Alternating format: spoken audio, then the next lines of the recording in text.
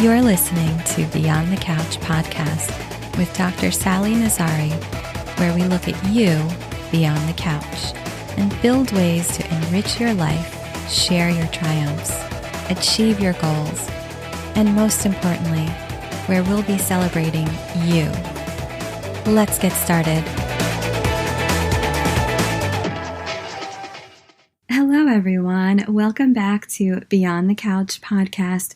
I'm your host, licensed clinical psychologist, Reiki master teacher, Dr. Sally Nazari, and I'm really excited today to continue with our Mindful Monday series. Today, I wanted to talk about a really key aspect of mindfulness, and that's the non-judgmental stance. So I wanted to spend some time talking a little bit more about mindfulness and why it matters. One of the key elements of mindfulness is practicing the non-judgmental stance.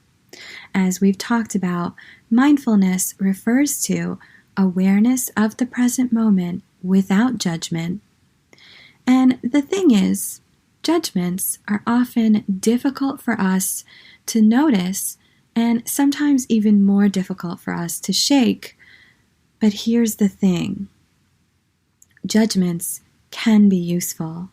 They allow us to have quick descriptions by creating simple categories, and they're fast, shorthand ways of describing preferences and consequences. And at times, we do need to make judgments very quickly in order to act the way that we need to. So think about it. If we're driving and someone might be swerving into our lane, we have to make a quick judgment in that moment. So judgments sometimes can be useful. But the thing is, they have a tendency to distract us from what's actually happening, so they might replace facts. And when we're judging, we stop observing or becoming aware and noticing what's going on for us. They also tend to feed negative emotions like guilt or shame. Positive judgments can also be a little bit problematic because they can be fragile. So things we often think of as good can very quickly turn bad for us if they don't meet our expectations. So it can be helpful for us to learn to let go of judgments so that when they're useful for us, we can draw upon them, and when they're not really serving our needs, we can actually do something else. So I'd love to share a couple of steps for letting go of judgments. One, just get into the practice of noticing your judgments. Keep a tally of them. You can use a journal, and one of the things that I do in my Mindfulness Matters group is we use something called judgment jar, where we place a marble in a jar every time there is a judgment that's shared. That way, we have an opportunity to just stop and notice what it was that brought on the judgment and whether it's something that's helpful for us or not, and how we can replace it.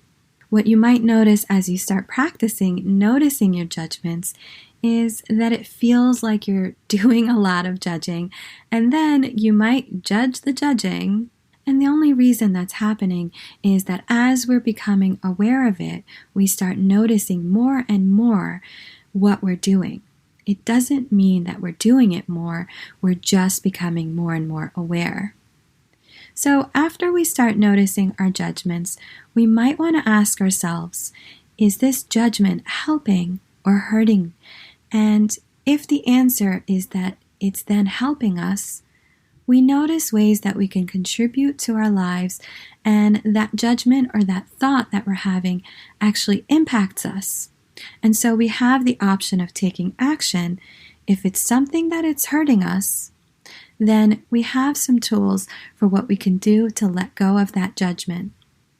So we might reevaluate and become aware of what it was that we were judging, and then replace it with statements of preference.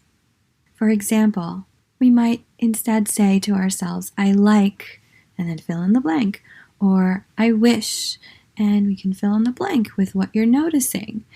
We can also replace judgment with statements of consequences. So something along the lines of, this is harmful, or helpful, or this is effective or ineffective.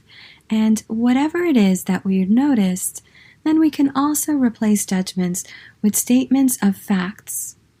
So what we can do here is just describe the fact that happens, or things that we're observing with each of our senses. We also practice accepting what it is that we notice, whether it's the facts or the preferences that we have or the consequences. And this way, we can more easily shift the judgments and let them drift away with more and more practice again and again. And as we notice that we're judging, we're going to be tempted to judge the judgment. Simply notice that and come back to awareness of what's going on for you. All right, so keep in mind that judgment is not a bad thing. It's just that we want to be able to draw upon it when it helps us and use a different strategy when we find that it can be hurting us. Let me know what your thoughts are and how practicing judgments went for you.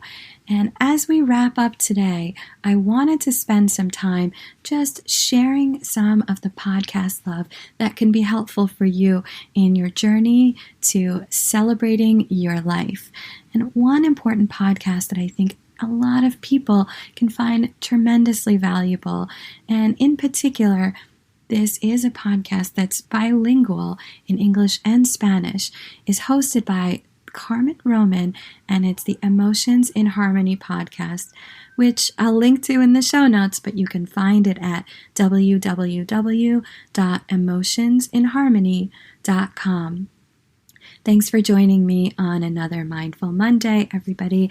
I'm Dr. Sally Nazari, and I'll look forward to talking with you next time. Till then, take care. Thanks for listening to Beyond the Couch podcast, a space for celebrating you. The contents of this episode are for informational and supplemental purposes only, and not a substitute for professional services. For more access to you beyond the couch, check out www.drsallynazari.com.